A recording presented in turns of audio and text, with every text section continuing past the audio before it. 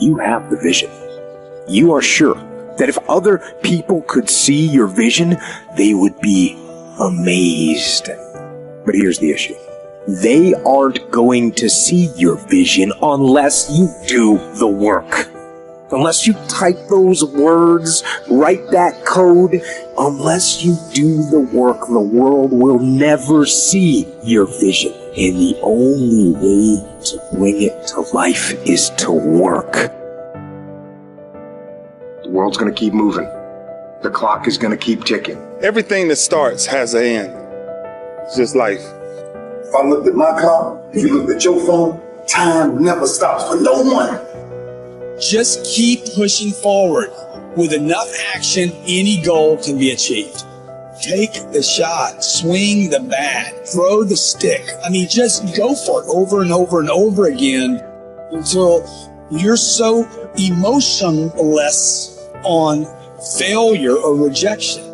All these failures weren't failures. They were just attempts that showed me the right way to do so. You forego immediate pleasure for the exchange of long-term self-respect. If you want to be happy, you have to discipline your behavior. The road to sustained happiness is through disciplining your behavior. Play the long game. Aim for legendary. Say, I want to have the guts and the grit and the acumen and the mindset and the capability and the commitment to create enduring success. Be the person who is up reading, listening to the podcast, writing in your journal, setting your goals, focusing on your intentions. As you become more successful, become more humble. As you become more successful, work even harder. As you become more successful, care even more about your product. As you become more successful, learn even more. Don't try, do. Forget about trying. Forget about making an attempt. Forget about testing it out. Although you may not end up in the profession or in the area that you're starting out, you don't want to go halfway. You don't want to just dip your toe in. You want to jump in hard. Do not try, do. Go hard. It requires a tremendous amount of courage to say, I'm going to give this thing a chance. I'm going to give it my all. And if it doesn't work out, that's okay. But I know that I tried my best. Legends don't settle for being a winner. They strive to be complete domination. Legendary. If you really truly dominate, people are going to see it. They're going to be drawn to you. They will remember your fucking name, because by dominating your life, you will make a profound impact on all of the lives around you. Just winning is not enough, but dominating people who are winning, that's something that'll leave you a fucking legacy.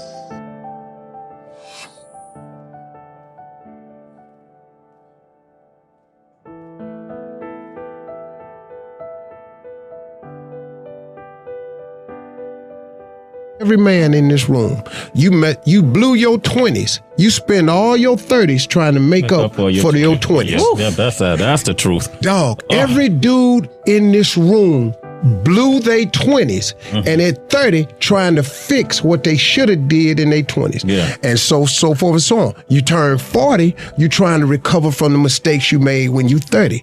Now at 40, man, it's time for you to start. Really, at 30, you need to start buckling it on down. And just realize, man, everybody make mistakes. And if the mistakes you're going through are going to help you become the person you need to be later on. So when you're young and you making mistakes, don't let them eat you up. Because everybody that done made it, done made them. Yeah. You got to fail in order to win. Hey, look, man, to understand how to hit the game-winning shot, you got to miss the game-winning shots. Sometimes being young and trying things, you're so naive and you don't know any better. All you do is learn. And if you fail, it doesn't matter. And so whether I was 9, 10, 12, 16, 21, the failures were irrelevant. And, whether you're, 9, 12, 16, 21, 22, 24, I'm sleeping on the couch. I have a car with a hole in the floorboard. I'm living like a bum and like a student. And so what did I have to lose? And so I think that influenced me as much as anything. So, it was, you know, my dad was like, go for it, you know, why not? What have you got to lose? You know, you have to sleep on a different couch. So I think that was motivation. One of the greatest pieces of advice that my mother gave me was this: son, whenever you start, you make sure you finish. And the problem with the world today, people get involved with things, and if they don't like a certain person, if they don't like the process, if it's not what they thought it was, they quit.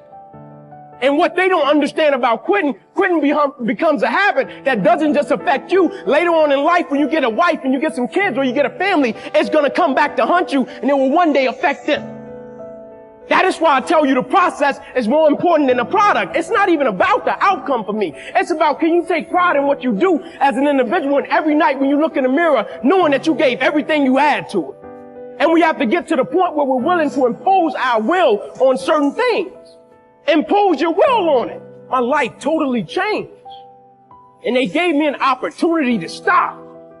And most people, when you give them an opportunity to stop while they're chasing something, they take advantage of it because they feel as if, man, why did this have to happen to me? I felt as if, why not me? This is the perfect opportunity to use this to be a blessing to somebody else. And you know what? It's not even about me, to be truthful. It's not even about me. Now it's about repaying the people that invested in me and saw something in me when I couldn't see it in myself. At a certain point in life, it can't just be about you. And the moment that we understand that, and every day we wake up, we understand that life is a blessing and life is a gift. And if you were to check out today, how would you want to be remembered? It's bigger than you. The body is very important, but the mind is more important than the body. We have to visualize what that body ought to look like in order to make it win, because that's what creates then the will that you need to go to the gym every day. The will that makes you go into the 4 steps, the will that makes you go beyond when you do your 500-pound reps in the squats and you can't do another rep and your body is shaking. It's the will that makes you go one more time down and struggle up one more time. And so it's all of this, so the mental aspect that motivates you and that makes the difference between you being in the gym full of joy and looking forward to doing that extra rep and looking forward to doing those extra 100 reps in the sit-ups and working past the pain barriers. That all is the mind. That's not the body. So this is why I think the body is very important, but the mind is more important than the body. Attitude has been called the most important word in any language in the world, because it's our attitude toward our world, toward all the people in it, that will determine the world's attitude and all the people's attitude toward us. It's a simple thing. Most of us know it, but we tend to forget it. People will react to us according to our attitude. And our attitude is the greatest gift we can be given. You know, the little creatures of the world were given a wonderful gift by Mother Nature called protective coloring, in which they can blend into the background without being seen. But man was not given this great gift, because man was given an incalculably greater one. Only man has the godlike power to make his surroundings change to fit him, because his environment will change as he changes. A man's environment is a merciless mirror of him as a human being. And if he thinks his environment can stand a little improvement, all he has to do is improve, and his environment will improve to reflect the changing man. We have to deal in things that we're capable of understanding. And then, once we're over that filter, we have to have a business with some intrinsic characteristics that give it a durable competitive advantage. And then, of course, we would vastly prefer a management in place with a lot of integrity and talent. And finally, no matter how wonderful it is, it's not worth an infinite price. So we have to have a price that makes sense and gives a margin of safety considering the natural vicissitudes of life. It's a very simple set of ideas. And the reason that our ideas have not spread faster is they're too simple. The professional classes can't justify their existence if that's all they have to say.